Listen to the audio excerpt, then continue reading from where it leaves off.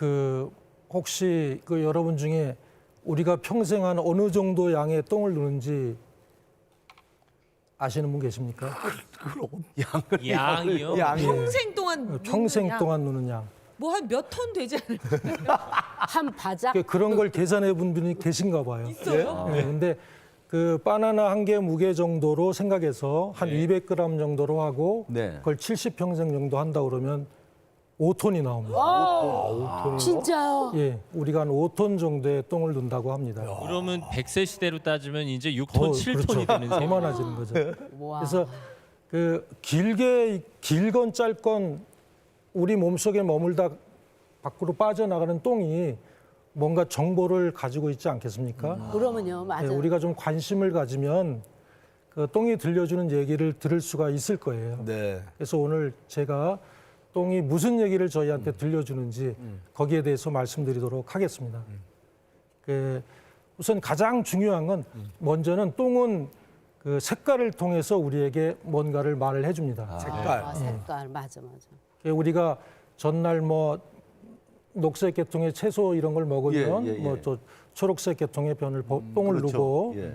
또 전날 뭐 선지를 먹는다 그러면 손이 색깔로. 예, 뭐 검붉은 색깔로 네. 나오잖아요. 근데 이런 거는 이제 먹는 거에 따라 달라지기 때문에 그냥 흔히 똥이 우리한테 일반적인 얘기를 한다. 예. 그렇게 생각하시면 돼요.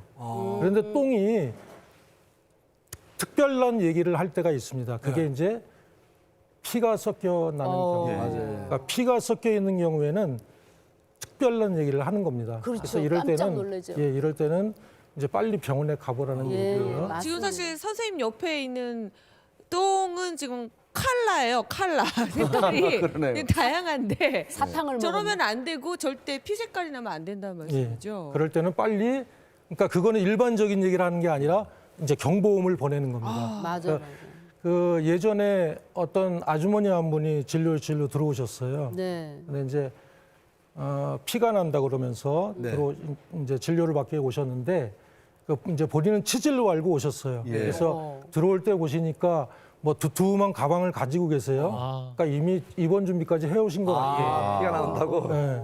그래서 제가 이제 진찰을 가기 위해서 진찰대로 올라가시라고 하고 그 이제 항문에 손을 넣어봤는데 바로 항문 위에서 암이 만져지는 거예요. 예? 어머, 세상에. 그런다니까. 그래서 저도 이제 너무 안타깝고 그래서 진료를 끝낸 다음에 마친 다음에 아니 왜 아주머니 이제 오셨어요? 그러면서 이건 치질에서 난 게 아니라 암에서 난 것 같아요. 그런 말씀을 아이고, 드렸어요. 세상에. 그랬더니 아주머니가 헐쩍 뛰시는 거예요. 네. 그럴 리가 없다고. 근데 보통 우리가 아주 막 충격적인 얘기를 들으면 부인하게 되잖아요. 네, 맞아요. 네. 근데 아주머니는 그런 게 아니라 넋이 나갔어. 정말 그럴 리가 없다. 너 오진한 거 아니야? 뭐 이런 아주 그렇게 확신에 차 계셨어요. 아니 그분은 평소에 그럼 치질로 고생을 하셨던 거 아닐까요? 예, 가끔씩 피가 났던 것 같아요. 그래서 저도 궁금했어요. 왜 아주머니가 그런 생각을 하시는지. 그래서 아주머니 왜 그렇게 생각하세요? 그랬더니 자기는 피가 나는데 빨간색이래요. 오. 빨간색? 어, 선홍색이라는 얘기. 선홍색으로 그럼 나요. 좀 괜찮다 이거지. 근데 자기가 알고 있기로는 만약에 암에서 나면 검은색. 좀 검은 계통 아니냐. 근데 난 빨간색이다. 그러면서 이분은 아주 그거를 확실하게 그러니까 바로 항문 주위에서 방금 난 피일 것이다라고 생각하시는 거예요. 아니 근데 그도 그럴 것이 저희가 직장의 위치를 좀 선생님하고 같이 확인해봤으면 좋겠어요. 제 옆에 지금 그림이 있는데 요 끝에가 항문이라고 치면 직장이 바로 그 위에 붙어 있네요. 아니요, 붙어 있는 건 아니고요. 항문관이 뭐 있고 그 바로 위부터 이제 거리가 직장이 가깝다는 예, 말씀이시죠? 아주 가까이 있죠. 한 길이는 어느 정도나 되나요? 직장은 한 15cm 정도 됩니다. 길이는. 그러면 직장암이라 그러면 바로 이 부분. 직장에 생기는 암을 직장암이라고. 그러면 직장에 있는 암덩어리에서 난 피는 그냥 선홍색으로 바로 나올 수 있겠군요. 그렇죠. 빨간색으로. 워낙 가까이 있기 때문에 구분하기가 어렵습니다. 네. 근데 이제 저희도 그 어디 뭐 미용실이나 이런 데 가서 저도 그 이제 잡지 같은 걸 보면 예. 그 의료기사가 많이 실리잖아요. 예, 예, 맞아요. 거기 보면은 이제 검붉은 계통이면 암, 예. 그다음에 뭐 선홍색이면 뭐 치질 뭐 예, 이렇게 그래요. 많이 예. 있잖아요. 예. 그게 꼭 틀린 말은 아닌데 그렇다고 꼭 맞는 말도 아닙니다. 저 그림에서 보는 것처럼 가까이 있기 때문에 그 붉게 나올 수, 빨갛게 나올 수 있습니다. 아우, 색깔도 잘 체크를 해야 되겠네요. 자가 진단을 하더라도 제대로 해야지 네, 제대로 잘못된 자가 진단이 오히려 병을 키울 맞아, 수도 맞아. 있겠네요. 그래서 제가 그 사례를 말씀을 드린 거는 이제 색깔로 자가 진단하지 마라 그런 말씀을 드리는 거예요. 네. 근데 이제 이 아주머니가 또 설상가상으로 예. 제 말을 아주 그럴 리가 없다라고 말씀하시는 게 나는 채식주의자다. 채식주의자. 고기를 아예 그렇지. 고기를 아예 안 먹는다. 그러니까 내가 대장암에 걸릴 리가 없다. 리가 없다. 이렇게 말씀하셨어요. 아유, 세상에. 근데 일종의 그것도 편견이에요. 왜냐하면 저희도 그 상식적으로 뭐 술 많이 드시고 고기, 육류 많이 좋아하시는 분들이 대장암 쪽에 예. 그 많이 걸린다고 알고 있기 그렇게 알고 때문에 있죠. 예. 사실 채식을 위주로 하셨다면은 괜찮지 않을까 생각을 저도 하고 있거든요. 그렇죠, 맞아. 틀린 건가요? 틀린 겁니다. 그 아주머니 사례에서 보듯이 그래서 그 안타까운 거죠. 그래서 여기서 말씀드리는 거는 똥에 피가 묻어 있을 경우에는 스스로 자가 진단하라는 말이 아니라 빨리 병원에 가서 진찰을 받아봐라.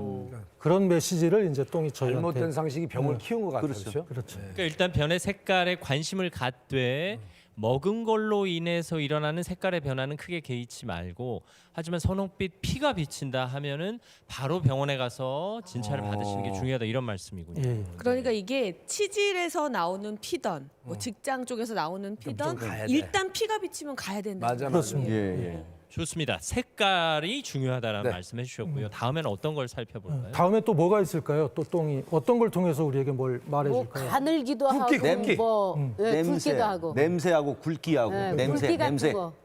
요즘은 이제 의사 아니더라도 다 많이들 아시죠. 예, 굵기를 통해서 또 똥이 우리에게 뭔가를 알려줍니다.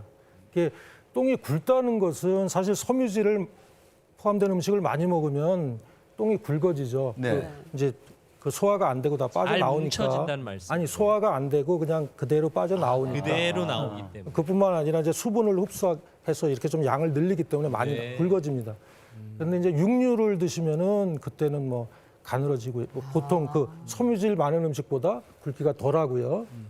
그래서 뭐 굵기도 그렇게 먹는 음식에 따라서 달라지기 때문에 뭐 크게 신경을 쓰실 건 없는데 딱 한 가지 또 똥이 주의해라 하는 그 메시지를 주는 경우가 가느다란 똥을 누를 때입니다. 제가 요즘 가는데 어느 정도가 아주 가늘어요. 평소에 쭉 그러세요? 그러면 대장 내시경 검사도 받아보셨나요? 다음 주에 받을 건데요. 아니 그 전에 받으신 게 언제죠? 한 5년 예전에. 5년 전에 받고 한번. 그러면 꼭 받아보셔야 돼요. 왜요? 그걸 이제 말씀드리겠습니다. 네. 어떤 한 50대 초반의 남자분이 진료실로 들어오셨어요. 이분이 증상이 이제 항문에서 피가 나다 말다 한 증상으로 이제 찾아오셨어요. 근데 이분이 결정적으로 이제 찾아오시게 된 동기는 제가 이제 물었더니 뭐 옛날에도 피가 나다 말다 그랬는데 뭐 그러다가 말다 해서 그러려니 했는데 언제부턴가 똥이 가늘어진다는 거예요. 그래서 근데 이분은 그걸 어떻게 생각을 했냐면 치질이 심해지니까 그게 이제 똥을 눌러서 네. 가늘어졌겠구나 이렇게 생각하시고 이제 찾아오신 거예요. 근데 사실 그건 그분의 생각이지 치질이 심해서 그 똥이 가늘어지는 경우는 거의 없거든요. 거의 없습니다. 그래서 일단 그분도 이제 진찰대 눕히고 진찰을 해봤어요. 근데 직장용으로 보니까 치질은 심해요. 근데 뭐 다른 건 안 보였고요. 직장 수질 검사를 해보니까 또 만져지는 게 없었어요. 예. 아까 그 말씀드린 아주머니처럼 네, 네. 그런 거 만져지는 게 없었어요. 근데 그래서 이제 그래도 똥이 가늘어졌다고 그러는 거는 좀 신경을 써야 되는 증상이거든요. 그래서 환자분한테 그럼 대장 내시경 검사를 받아봤냐? 그랬더니 한 번도 없대요, 지금까지. 한 번도. 그래서 대장 내시경 검사를 한 번도 받아보지 않으신 데다가 또 똥이 가늘다고 하니까 뭐 선뜻 수술을 할 수가 없었어요. 그래서 그렇죠. 이제 관장을 간단하게 하고 그 검사는 S상 결장형 검사라는 게 있거든요. 네. 그래서 그 검사를 해보니까 바로 그 직장이 시작되는 위에서 아이고. 암이 발견됐어요. 네. 자, 그러면 선생님이 지금 방금 말씀하신 그 S 결장 저희가 또 짚어볼게요. 아까 여기 항문이 있었고 그 위에 한 15cm 정도가 직장이라고 하셨고 그 바로 위가 S 결장이라고 써 있네요. 아, 그러니까 직장에는 검사하셔도 없어서 괜찮은가 했는데 S 결장을 찍어보니까 나왔다는 말씀이죠. 그거 아닙니다. 그건 아니고요. 아, 그래요? 예, 예, 예. 아까 직장 수지 검사를 말씀드렸는데 손가락 넣어보는 거. 근데 저 직장이 한 15cm 정도 된다고 그랬잖아요. 네. 네. 근데 손가락으로 다 만져지는 게 아닙니다. 그럼 또 대장 내시경 검사를 하자면 또 그 전날 뭐 준비를 해야 되고 뭐 예약해야 그렇죠. 되고 그러잖아요.